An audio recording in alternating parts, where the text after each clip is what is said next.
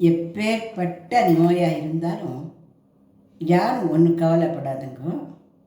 ஸ்ரீ மகா பெரிவா அவளுடைய ஒரு ஸ்லோகத்தை இதில் உங்களுக்கெல்லாம் சொல்லித்தரப்போகிறேன். வார்த்தை வார்த்தையாக நான் இதை சொல்லித்தரேன். இது சொல்ல முடிஞ்சால் சொல்லுங்க, இல்லை கேட்க முடிஞ்சாலும் கேளுங்க. சொல்கிறது ரொம்ப நல்லது. 3 முறைகள் இந்த ஸ்லோகத்தை காலையில், மதியம் 3 முறைகள், இரவு 3 முறைகள் சொல்லணும். இப்படி சொல்லிட்டு வந்தால் சீக்கிரமாகவே என்ன நோயில் இருக்குங்களோ அந்த நோயில் நல்லா நீங்கி நல்லா சுகம் கண்டிப்பாக கிடைக்கும் அப்படின்றது நிச்சயமான வார்த்தை. இப்போ நம்ம இந்த ஸ்லோகத்தை கற்றுக்கலாமா? நான் சொல்லி நிறுத்துகிறேன், நீங்கள் பின்னாடியே சொல்லிக்கோங்க. பாலாம்பிகேஷ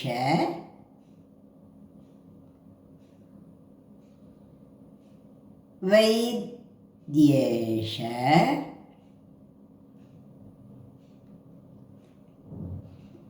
பவ ரோகஹரே நிஷ பவரோக ஹரே நிஷ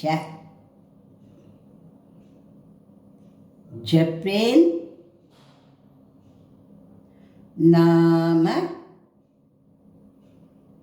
த்ரயம் நித்யம்.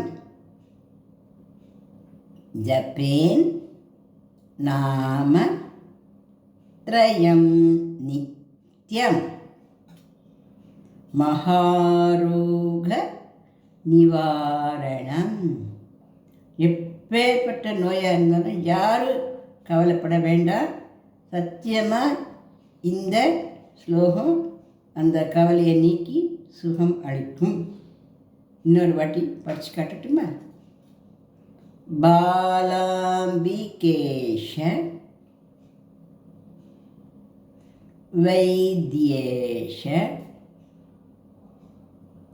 பவரோக ஹரே நிஷ ஜபே நாம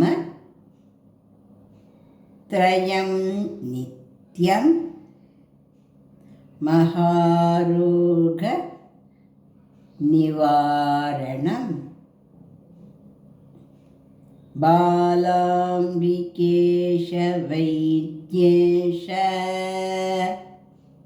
பவரோக ஹரே நிஷ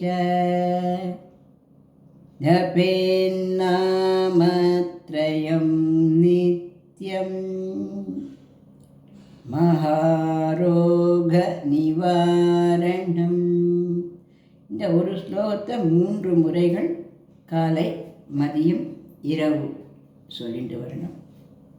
சம்ஸ்கிருதம் தெரிஞ்சவ வைத்திய நாதாஷ்டகம் அப்படிங்கிற இந்த மகாபிரிவா அருளின ஸ்தோத்திரத்தை சொல்லிட்டு வரலாம். அதே நான் அடுத்த பதிவில் உங்களுக்கு கொடுக்குறேன். இந்த பதிவு பிடிச்சிருந்தால் லைக் பண்ணுங்க, ஷேர் பண்ணுங்க, சப்ஸ்கிரிப்ஷன் கொடுங்க.